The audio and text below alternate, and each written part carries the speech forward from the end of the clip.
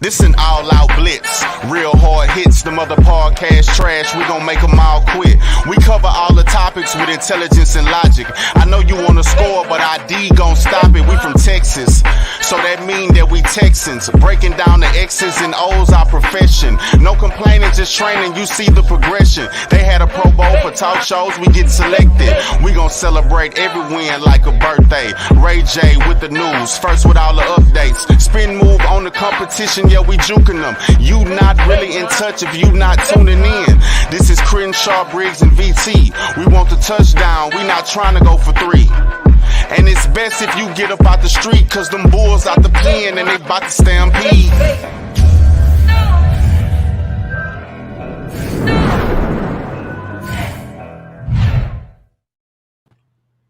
Hey everyone, and welcome to the Texans Fan Battle Podcast, brought to you by the Fan Battle Sports Network. I'm your host today, Matthew Briggs, as always, and I am joined with a special guest. But before I introduce him, let me introduce you my amazing trio, minus one. I got my little big brother, Mr. Brown Chubby Bear himself, BT. What's going on, bud? What's going on? What's going on? What's going on? And guys, if you listen to ESPN, especially back today with Indy Kalu in the trenches, you know this guy, a funny dude. We got Mr. Barry. I hope I don't mess up your last name. It's okay if you do. Laminack. Yeah, no, that's good. That's not bad. It's not bad. When I was filling in last week on ESPN with Josh Beard, they had Spencer Tillman. Like you know, when you have rejoins, when you come back, they're like, and now back to the show with Josh Beard and Harry Lemonsack. I was like, okay, they did that on purpose, but I've had something that bad before, so.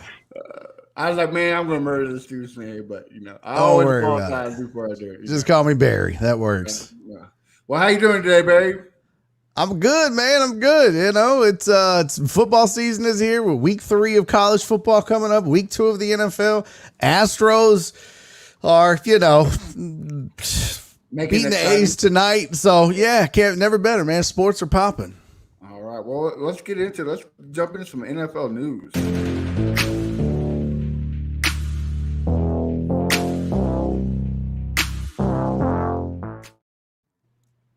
Well, as you can tell by the picture, Aaron Rodgers out for the season with a torn Achilles. Barry, you're the guest, man. I'll let you kick it off. What's your thoughts on it? Did you see the video of it? Did you see it explode? I mean, I didn't see his Achilles explode. Did it explode? That's gross. Yeah, they have like a close-up video where you can just see it and just go. It just popped. Yeah. Oh God. Yeah, it was. Nah, I didn't see that, and thankfully so. That's I got a weak stomach. I'm a wuss when it comes to that stuff. I don't need to see it, but you know what? It first and foremost, my first thought right off the rip when I was watching that was, my God, I feel so bad for the Jets fan base and the organization. And I'm not even like a Jets fan, or I don't even really care. I think that's the only word they can spell is Jets, Jets. That's all they do. But I just was like, oh, this is such a snake bit organization. Like that was such my second thought was, wow, what a Browns thing to happen to the Jets. But just felt bad for the guys, man, and that fan base, and you know, all this hype and hoopla and 4 plays. That's what the NFL got out of that. That sucks. Well, did you see that the guy kind of predicted it? He on Twitter he said it's raining in here with 3.5 inches of rain on the turf. Watch Aaron Rodgers blow his Achilles, and then no way. Yeah, he predicted it. Now, you know what's crazy is, though, I've seen Cassie. I'm super skeptical of any of that stuff on the interwebs. I'm like, I don't believe any of that stuff, right? Because there was one dude who, you remember, I don't know, maybe 2 years ago, 3 years ago, former Astro, who was it? Dude went to San Diego and threw a no-hitter. And some guy called it on Twitter. He was like, oh, I called it. I said today he was going to throw a no-hitter. What he was doing, though, is every day he would tweet out that whoever was the starting pitcher for the Padres was going to throw a no-hitter. And then as soon as he give up a hit, he'd delete the tweet. And no one would know or see it. So when he finally got it right, it went viral. He was like, I'm the best. No, I don't believe that. So I would have to dig around and get some more proof before I believe this cat nailed that. Was it Joe Musgrove? Yes, that was Joe Musgrove. Well done, Googles. Yeah.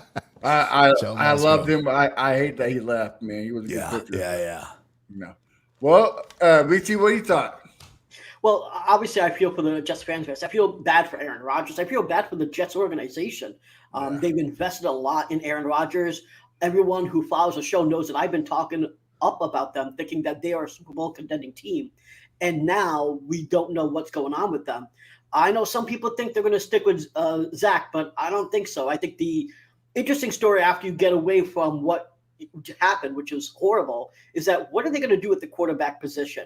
I have a little bit of a hot take that I think that the Titans are really looking to get rid of Tannehill after his horrendous performance of 3 interceptions, no touchdowns, just horrible. But the thing is, the dude has performed in the past. He's a veteran. I still think he's better than Zach Wilson. And potentially the Titans could save $27 million if they trade to the Jets. And the Jets could have a vet that potentially could at least get him in the playoffs, which is something I don't know Zach Wilson necessarily can do. I do think they're exploring options. I think that Tannehill's an option. I think Davis Mills is even an option, frankly, because Zach Wilson is pretty much one of bottom of the barrel at this point, and they've got. You don't think Davis Mills is bottom of the barrel? Sorry, Davis Mills. Come on, man, don't do that. Listen, I think Davis Mills is the bottom of the barrel, but I think he's here, and I think Zach Wilson is opposite. But you get what I'm saying because it's the camera. Yeah. Here's Davis Mills, and here's Zach Wilson. He's just barely better, and I think that Zach Wilson knows that he knows that he wasn't expecting to play this year. He had, and now he was going to sit down and listen and learn from Aaron Rodgers, and he's now put in a bad position now because he's put in a position where they were going to win a Super Bowl, at least try to win a Super Bowl this year, and now they're going to have to try to rely on Zach Wilson, who they took off, who the team rallied against. They had shirts made of another quarterback while he was a starting quarterback. He does not own that franchise. There's no way that they can keep him out there for the entire season. Go ahead. Teacher, can you call on me? I have a question. Go ahead, Barry. You know what? No, here's the thing. And look, I appreciate the logic. I do. But there's not one name that you can throw out there that gives this Jets team a realistic chance of making a deep playoff run. I mean, they almost made the playoffs with Zach Wilson last year, right? And everybody said, well, they're a quarterback away. And what happened was they bring in Aaron Rodgers. They revamp the entire offense. They redesign the entire offense. They basically cater the entire offense to Aaron Rodgers, who lasts 4 plays. So going out and getting another quarterback randomly, at least Zach Wilson has been in the room and saw the revamped offense built from scratch, right? Does he have the skill set to lead them to, an AFC title game? Probably not. But not a single name you could throw out there, save for Tom Brady, does at this point. I pulled up a list. Jameis Winston, Davis Mills was on the list.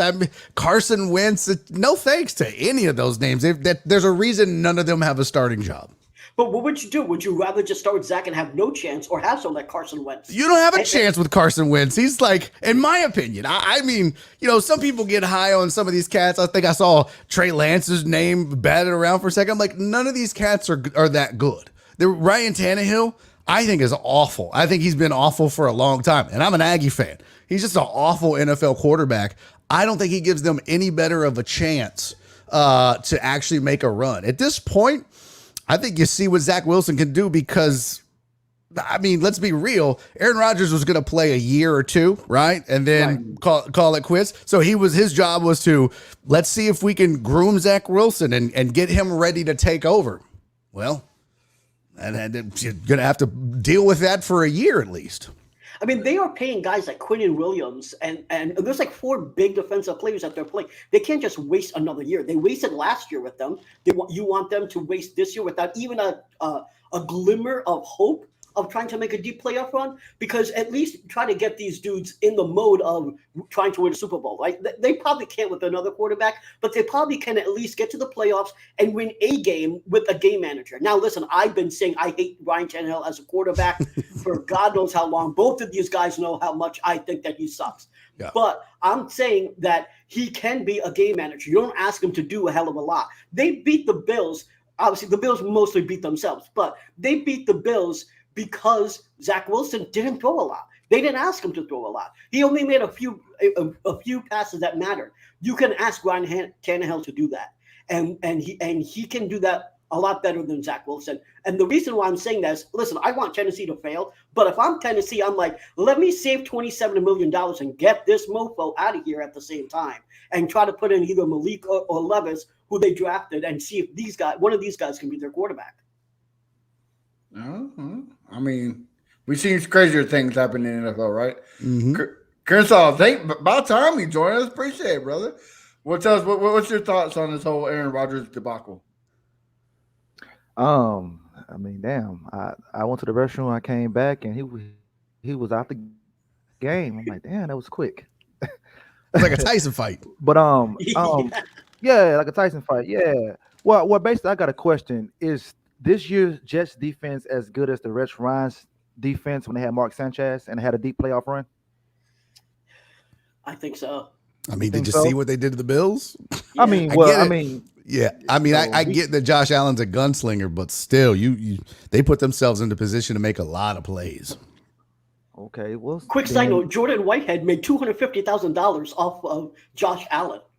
Just a quick point out there. He made $250,000 because crazy. Josh Allen said I can make this throw. So 3 times. Okay, well, all right. So if they're better or just as good, then they shouldn't waste this year. They should try to go out and find a quarterback that could get them there. I like the Ryan Tannehill idea. Or hell, go back and get Mike White. He's a backup in Miami. Go get Mike White. He played good last year for them. Get him. Anything's better than Zach Wilson at this point. I mean, I know the Rams won on Sunday, but I mean, do you really think the Rams are a playoff contending team? You always go get Matt Stafford. Hey, Stetson Bennett's available now. Yeah. So I mean, right? You never know. I mean, of all the names, if that were the case and they could get Matt Stafford, to me, that would make the most sense at this point versus any of these retread names. Because, look, we see it over and over when it comes to quarterbacks and head coaches. You see these names just kind of regurgitated and they get retreaded. And there's a reason that teams give up on them. There's a reason that teams don't want to mess with that the Titans are done with Ryan Tannehill. There's a reason that the Niners were done with Trey Lance. If you can't succeed in that offense, what does that say for you? But yet he was a name I saw floated about. I'm just like, I don't know, man. If you could grab, somebody that has that experience, a guy who went to the Super Bowl less than 3 years ago, that makes sense. Yeah. I just want to say, obviously, we spent a lot of time on this topic, so I don't want to spend too much more. I just want to say, what I'm saying when I say go to get a Ryan Tannehill or someone is you're expecting a Geno Smith type of performance, someone that hasn't performed well for years in a row, but giving a new lease on life, the new situation can basically change a lot of things, and I think, look at Goff. Like, no one thought that Goff would be that's a great point. Good, right? So, you got those situations with Geno Smith and Goff where you give them just a little bit of a different situation and they seem like a whole totally new guy. And I think the Jets, what do they got to lose at this point? They've invested so much into this season. What do they have got to lose on trying to throw in all the chips and see how far they can get with another quarterback? I think they should do it. Well, before we move to the next subject, real quick, Barry, does he come back or is he done for his career? Aaron Rodgers? Yeah. Oh, I think he comes back. Really? I don't think a guy like Aaron Rodgers goes out 4 plays into leaving the team that he played his entire career with, and building up expectations of a Super Bowl in New York. To me, that's just, I would be stunned if a guy like that with that competitive nature called it quits. I mean, I know he's going to be a year older, but he also won't have a year of NFL wear and tear on his body because he won't be doing anything. So, yeah, he's a year older. I think he comes back and it might not go great and he may never be the same and he probably won't at his age. Kind of be like a Kobe. A Kobe. I think he gives it another go. I really do. And I would be stunned if a guy of that ilk were to just call it quits now. All right. Well, to the next subject, kind of Texans related. TJ Watt surpasses his brother as the second fastest player to reach 80 sacks. Barry, what do you think? Is he going to beat his brother when it's said and done? I mean, it's trending in that direction already, right? He's just, It's unbelievable. I don't have a crystal ball, but if he's already passed him as the second fastest player to reach 80, I'm a huge Mike Tomlin stan, and I love what that dude does year in and year out with his defenses and with his teams. And as long as they keep putting TJ Watt in position to be successful, which he will, because that's the kind of coach that he is, you got to feel like he's got a really good shot at it. Yeah, I'm calling the Watt family and seeing what they put in their, like, dude, how do you create these boys? Chris, what about you? Oh yeah, he's definitely going to pass his brother. I don't think he's going to be as injured as much as JJ was in his career.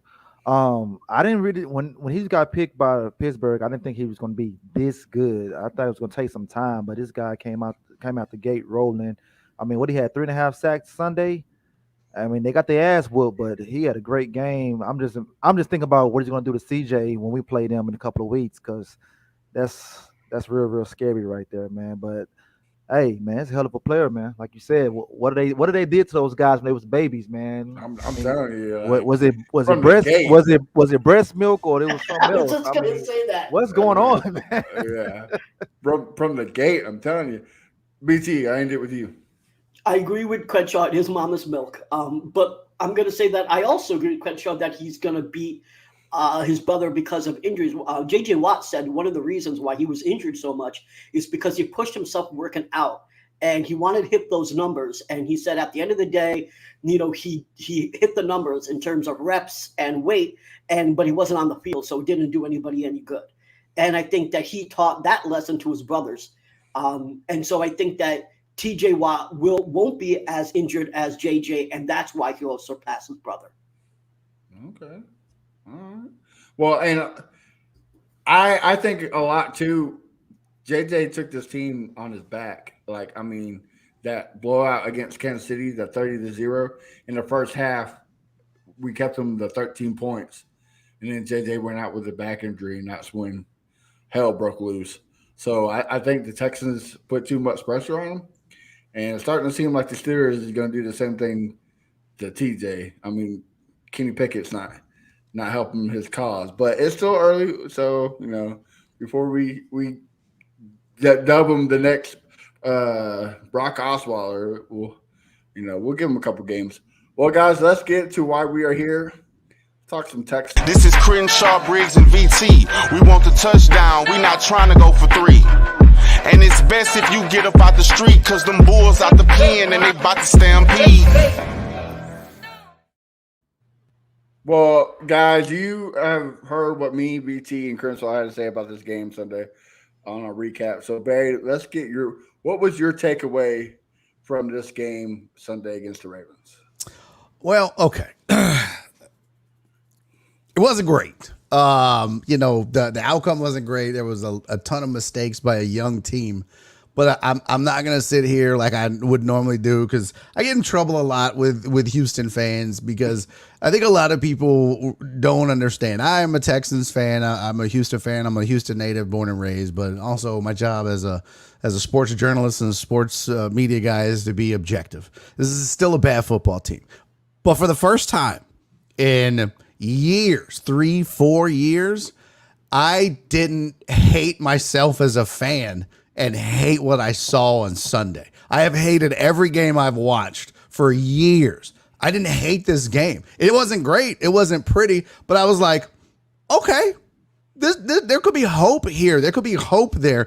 You figured I was a little nervous because, CJ Stroud running for his life the entire game. I was having flashbacks. I was like, oh goodness, CJ Stroud is the black David Carr right now. That's all this is. He's just running around, falling down like a fainting goat. It's scary because this offensive line is so bad.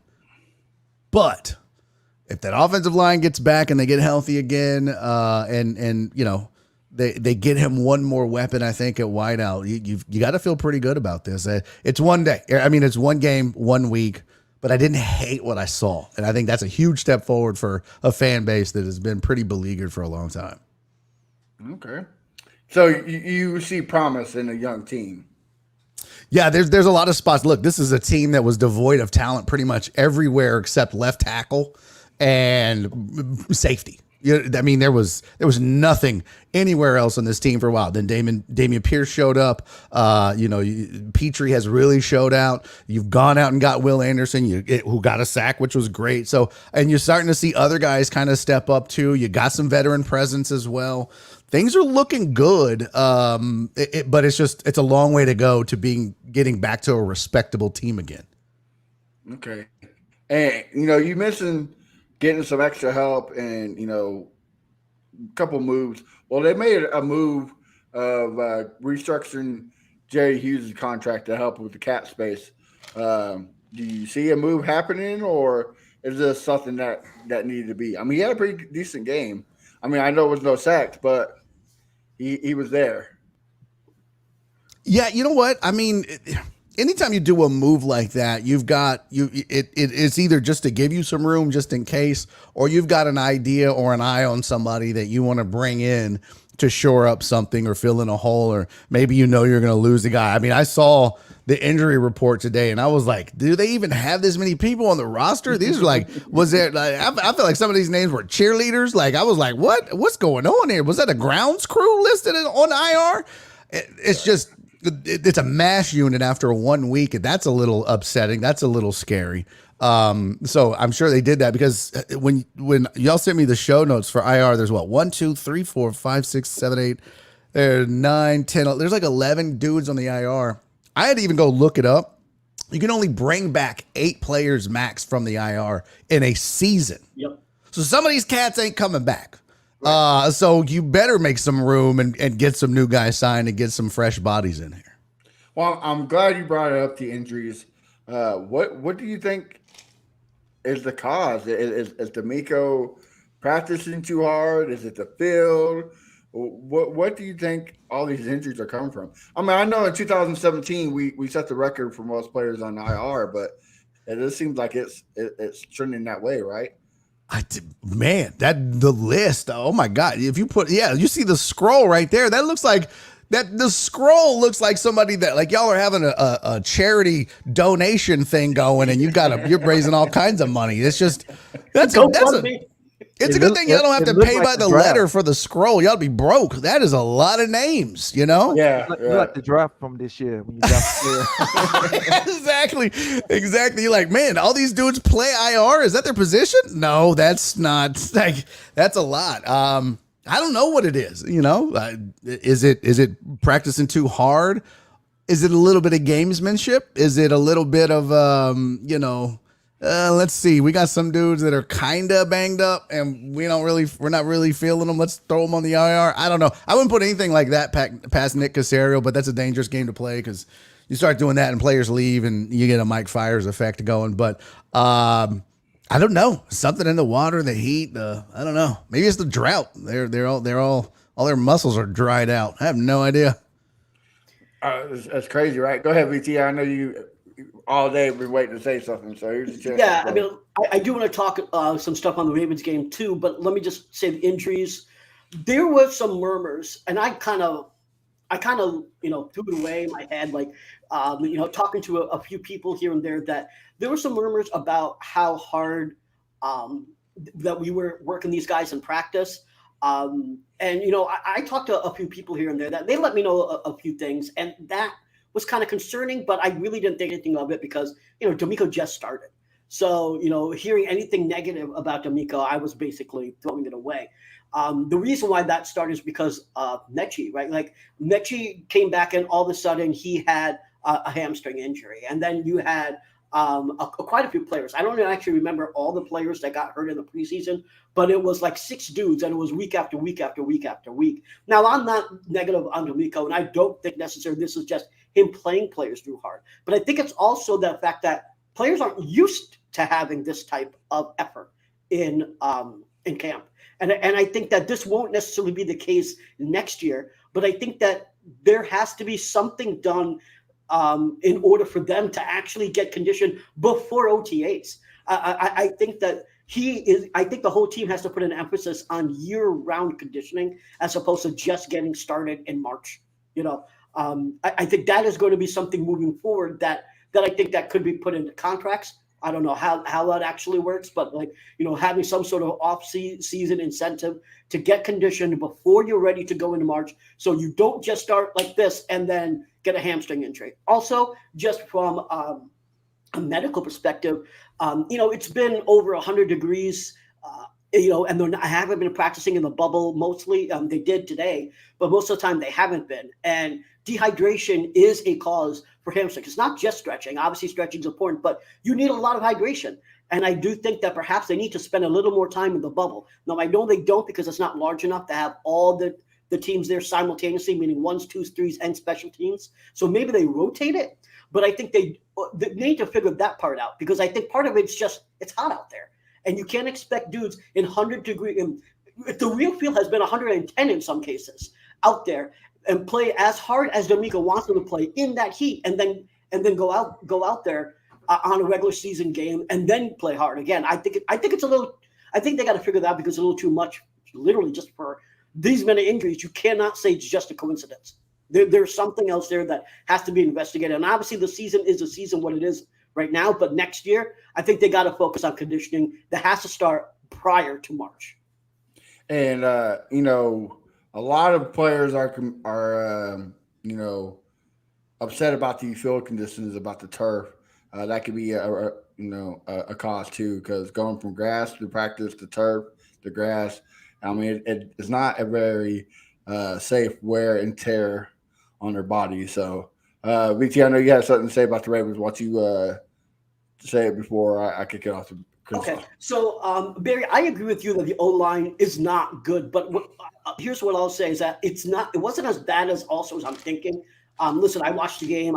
We all did, obviously, and so you can tell what was going on. And one of the things I noticed, yes, on the right side was worse than the left. But the other thing here is I think, Matt always says scheming fixes everything. And I'm going to steal this away from him because in this situation, he's right. Because what happened here is we had free rushers. So on 6 dropbacks, 5 of them had free rushers. If we had 2 tight ends and you had inline blocking, you actually would have those rushers be stopped. But what happened is even though all the linemen were blocking their dudes, they got a free rusher because of the blitz. And so the only way you can stop that really is with a tight end. And you put and so if you have if you use a 2 tight end system there, you can actually block those rushers, and then you can now you can focus and actually get a pass off on the blitz instead of just getting sacked all the time. So again, Matt, you're right that scheming does fix everything. In this case, it would have fixed the issues with the blitz. 5 out of 6 of blitz. What the hell do you want CJ to do? The O-line actually did their job for the most part on their blocks.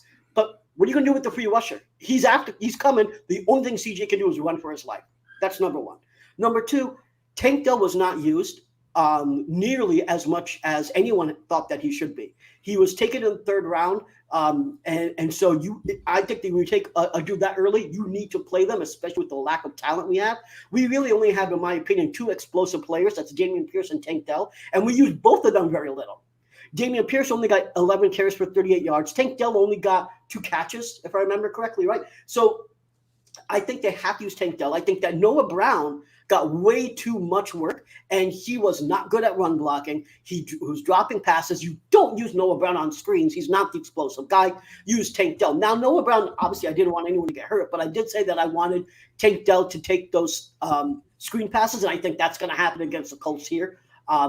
Schultz was only targeted 4 times. Now, of course, he is limited right now, so that's another injury concern. But he was only targeted 4 times. We talked about this for how long, saying that Schultz should be one of the most targeted, not just tight ends, but from a receiving perspective, right? 4 times, especially on the blitz and stuff. I don't understand that. That has to be fixed. Now, as far as the run defense, we only led 110 yards. There were games where we led up 300 yards. That's a significant improvement. We were rated 23rd in the league this week 1 in terms of rush defense. Hell yeah. By the way, we were ranked 21 on offensive line. So, we weren't like bottom. We were pretty close to, basically bottom 10, but much better than people expected with the 5 injuries that we had on the O-line, frankly. Way better than we expected. one of the things I think that needs to be fixed. Actually, Jay, who's a commenter here, Jay Williams, who's also the moderate Texan, follow him if you haven't. He does good film reviews. And one of the things that I asked him, I said, why was our goal line stance so poor? Because we failed at the goal line stance, right? Stingley gave up a touchdown. Christian Harris got run over by Hill. That's something that we have to perfect as well. CJ overall performed well. He was at 8. He passed more than anyone else in the division. He beat Trevor Lawrence by a yard. From a passing perspective, at 242 yards. But what he has to do is he has to get the ball in the hands of playmakers, and that means Tank Dell and Dalton Schultz for the blitzes. But he has to get his hands. He's got to get the ball into Tank Dell's hands. He has to, and you probably have to involve Damian Pierce more in the passing game because Pierce can get yards after contact. Mm-hmm. Barry, anything rebuttal or anything you'd like to say? I think the only thing when you brought up the Tank Dell, which you'd like to see Tank Dell more involved, but you got to remember too, this is a rookie going up against veteran corners with the Ravens, and a lot of times he may not be winning his matchup. I mean, he was targeted 4 times. But to see Robert Woods kind of emerge, and a guy that a lot of people wrote off, but he got 10 targets, 6 catches. I mean, these are guys though that have been in this league, even with Nico Collins, he still has some professional experience. So they're more often than not, especially early, especially in week 1, those guys you probably feel more comfortable with, and they're winning their matchups. And for me, a guy like Tank Dell, I'm using that guy as a decoy. I'm using that guy to take the lid off the defense, run me some go routes, run me some 9 routes, and then that opens it up for Collins and Woods across the middle, or the other routes on the route tree that you can get them to. So that's possible. I don't do film study.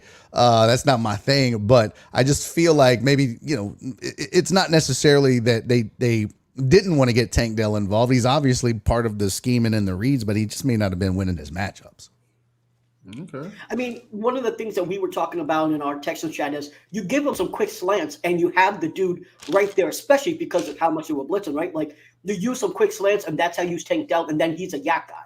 So then you have the possibility after you give him that quick slant to take it home. But we didn't do that. And so we lost the ability to have that explosive offense. So and I think that he, in that situation, could have won those matches. Look at Zay Flowers. What did Zay Flowers do? They didn't use him as a deep threat at all. He just used his athleticism to beat dudes. And I think that's what Tank Dell would do. Okay. Crenshaw, what's your take on the injuries and whatnot? On those rushing touchdowns, was the defense even set? Do you guys remember? Were they even set when Ravens scored those touchdowns?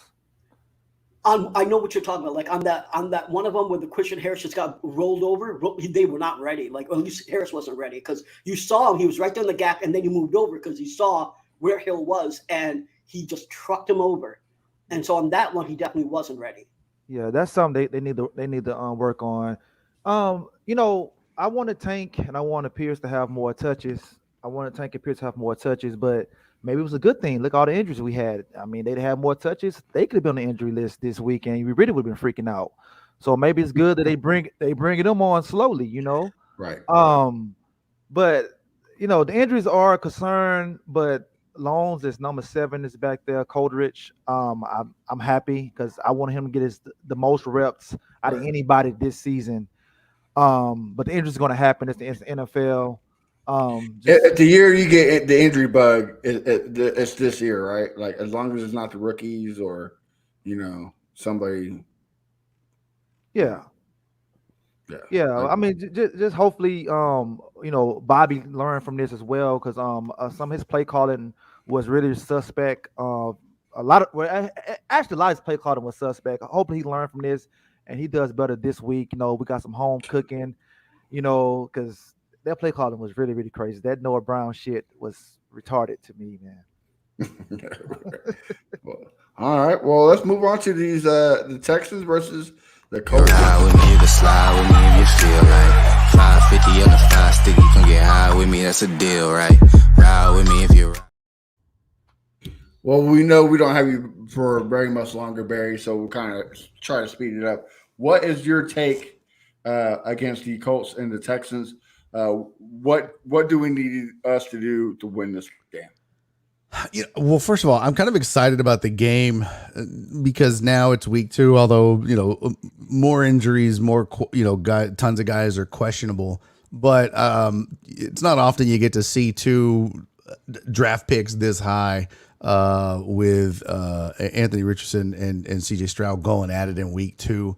So that'll be kind of cool. Stroud, he had his moments, although they never entered the red zone last week. But Anthony Richardson looked good, rushed for a touchdown, made a couple of mistakes as a rookie quarterback, and that's going to happen. I don't even think CJ Stroud had a chance to make a rookie mistake, honestly. He was just running for his life the entire time. But hopefully they clean some of that up. They figure some of that out. They know how to scheme better now, knowing what their deficiencies are at the O-line or whatever. But you're talking about 2 of the worst teams in football last year, and everybody's got hope because it's only week 2. And I think it's going to be an ugly, boring, low-scoring game. But if I could just walk away not feeling worse than I did last week or having that icky feeling like I did in seasons past, that's a win to me. And look, we can get into all of the who's winning their one-on-one matchups. And in week 2, quite honestly, to me, it doesn't matter. None of this matters. The play calling matters. And that's the stuff that guys like us talk about. All I really want to see from the Houston Texans is a small progress, incremental progress, right? Like CJ Stroud, instead of taking a sack, throwing the ball away on 4th down. You know what I mean? Just little bitty things. Maybe Stingley doesn't get beat deep every single time. And maybe somebody in the secondary turns their head around to find the ball instead of getting a questionable PI. But nonetheless, you turn around and find the ball. That's not a PI, and that hurt them too. So little things like that is all I care about seeing in week 2 against the Colts. Or like when we convert on 3rd down, the offensive line doesn't get called for a holding play. Or maybe when it's 4th and short, you don't run a pass play, and when it's 4th and 2, then you run the ball. Like that might be good too. I don't know. Right. I completely agree with you. Well, Vegas got the Colts -1 to win this game. What's your take on it? I don't know if you do predictions or not, but what do you? You know what? I have like a spreadsheet that I do. It's actually been pretty successful. I started it back when I was on The Usual Suspects with Joel Blank, my old co-host on ESPN 975. And I kind of did it as a joke because I'm a nerd when it comes to numbers and stuff like that. But I developed my own formula. But I usually don't start using spreads and lines until about week 5. And the reason is just what I mentioned earlier. You really don't know who these teams are. We don't know what this offense is. We don't know what the Colts offense is. And same thing on the defensive side of the ball. So the one, though, probably makes sense. I don't know if that's enough. I think that the Colts maybe should be favored by a little bit more. But I think Vegas at least is telling you they respect the Texans defense. And that's one of those little signs that's good. Because last year that number might have been 4.5. So, it's weird. ESPN on their matchup predictor actually has the Texans as the favorite with a 52% chance of winning the game. Yet they're a 1-point dog at home in their home opener. I would probably, if I'm wagering, I'd probably take the point. It's 2 bad teams. I honestly don't bet on this game, but if you're asking me, sure, why not? Give me the point in the Texans. That's cool. All right. Well, VT, what do you got? How do we win this game? Yeah, so first of all, I do think that we will win this game. I didn't say that last week because I thought that with the injuries and obviously having the Ravens a hard defense, that it was going to be a tough matchup. But I do think that we win this game, and one of the reasons why is because I think there's already tendencies being shown by AR. We're going to have an episode with the Horseshoe Mob where I'm actually going to show actual charts on this. We don't have them today, but we'll show them on Horseshoe Mob. So follow us on Twitter and on YouTube and all that stuff so you can find out when that happens. What you'll notice is that AR throws almost every single completed pass that he threw was to the right. Only like 1 or 2 passes was to the left. So what happens is that's a tendency. So you're going to put Sting on Michael Pittman. And Stingley was pretty good last week, so he should be able to lock down Michael Pittman for a lot. The issue I have is what's going to happen with all the underneath stuff. Who are we going to be? Will we be able to stop those 5, 6, 7 yard throws? That's my concern. My concern there isn't necessarily the deep threat. I think that with the corners that we have, even if Jalen Petrie and Jimmy Ward are out, I think the issue really is the underneath stuff with them, and obviously his athleticism. Now, with Lamar Jackson. Well, real quick to your point, you make a good point, because last week, Anthony Richardson, I think I saw most of his throws were like around. I think he averaged 3.5 yards. A lot of his completion and was yards after the catch. Well, a lot of his passing yards were yards after the catch. So I don't think that they opened up the offense, which they don't. That doesn't mean they showed much either. But to your point, yeah, I think you can expect a pretty healthy dose of that again from a rookie quarterback. I mean, so he had the biggest catch, you could say, at 29 yards, but it was a throw that was at the line of scrimmage, and Michael Pittman took that, right? So, like I said, if we can stop the underneath plays, the underneath throws, then we have a good chance of stopping the passing game. Now, in terms of stopping him at the run, when we put a spy in him, we were able to do that to Lamar Jackson. Lamar Jackson is obviously a former MVP, and we kept him to only 38 yards on the ground. So now the thing, obviously, Anthony Richardson is 250 freaking pounds. So the thing is, he's a tank. He's a real tank. Compared to Lamar Jackson. So that would be my concern, is really just stopping him and his athleticism.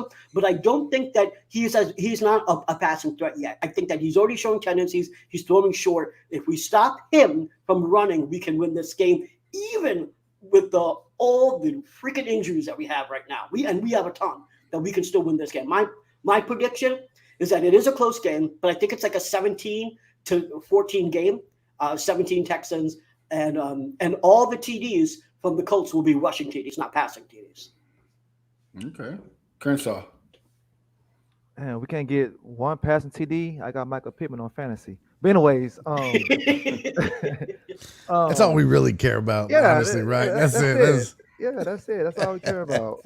I agree with you, VT. I think it's going to be a low-scoring game. I think they're going to come out, real sluggish. I think gonna get a couple boos up in there, because NRG is good for booing. But I think CJ is gonna have a better performance. I'm looking at 300 yards passing, 2 touchdowns this game right here. Oh, wow. I hope the secondary continue what they did from week 1. I don't think the Colts are really that good, but who knows? Because stranger things has happened. But I think we win this game 1-1 after 2 weeks. Right. I love cocky Texans fans. Love it. Let's go. Love. That's what I'm talking about, Crenshaw. Then you're gonna love this one. I too got the Texans winning. I got it 10-3. I see. Damn. That's the whole 10-3. 10-3.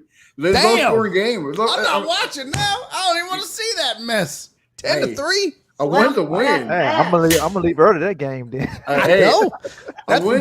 You know what I call that on Sundays? That's my nap game. That's what that is. I'm gonna be taking that nap during this game. Damn, 10-3.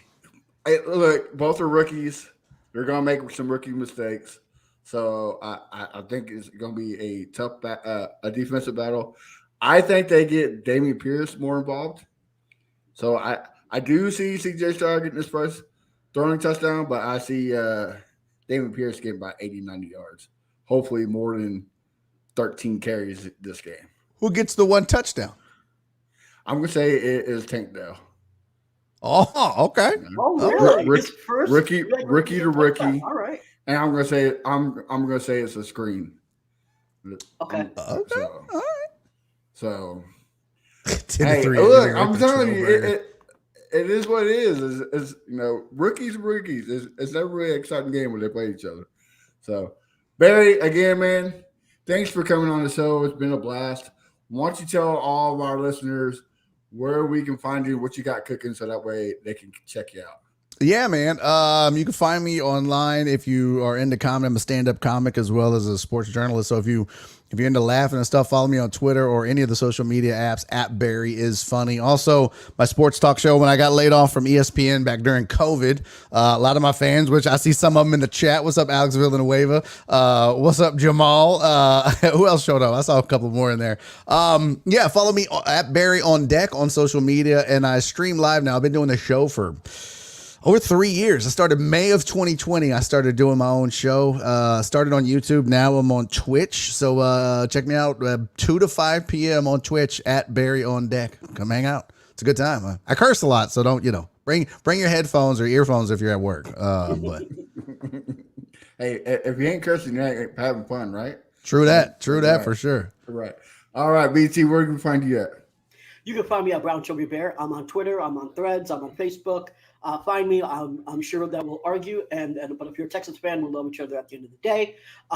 You can find any articles that I have at fanbattlesports.com. In fact, actually, Matt wrote a real nice one last week. If you don't think that what we saw was positive, you have to give Matt's last article that he wrote on fanbattlesports.com a read.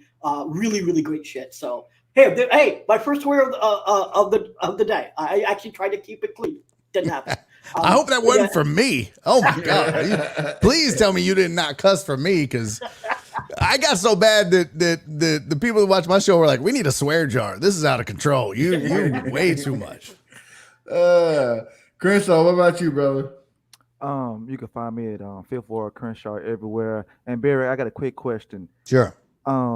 Did you really lose your virginity in Thailand?